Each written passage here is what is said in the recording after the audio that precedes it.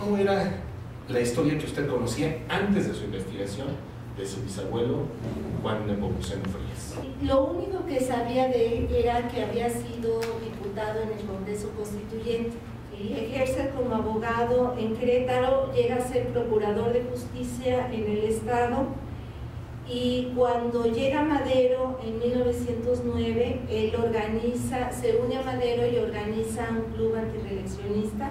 Aquí en sus biografías dice que incluso que le hicieron fraude en las elecciones, no las gana, y entonces se lanza como diputado federal en la legislatura maderista. Después de formar parte de la legislatura maderista, la que fue disuelta por Victoriano Huerta, y por lo que, al igual que otros 86 diputados, fue conducido a la cárcel. ¿Qué? Pero aquí decía, no fue renovador. Por lo mismo, no fue encarcelado por Huerta al disolver el Congreso en 1903. Pero no regresó a Querétaro, prefiriendo vivir en el anonimato de la metrópoli. O sea, aquí le saltaron toda su vida. Paso los días de agosto, uno tras de otro. Llego a septiembre, y en septiembre, ¿qué creen? Aparece una declaración del senador Juan N. Frías diciendo algo acerca de la reforma agraria, y dije, bueno, ¿qué? No, que se murió en agosto del 18. Y entonces, bueno, ¿y por qué? ¿Por qué tanta mentira?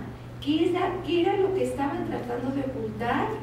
Y entonces empiezas a reconstruir los hechos. Sí, busco en un libro un poema que me llamó la atención, y este fue lo que me inspiró para pensar que el señor había muerto asesinado. Era un reloj, recuerdo, ya clavado en un solo minuto sin respuesta.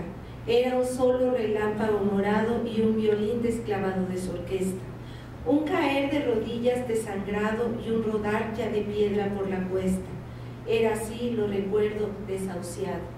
La angustia me llevaba hasta su cresta. Pero ya de que supe que había sido asesinado a que logré identificar las causas, pues sí pasaron años, ¿no? Y hasta que supe exactamente por qué, pues fue cuando pude ya terminar la novela.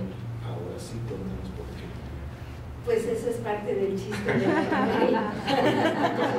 Entonces, no.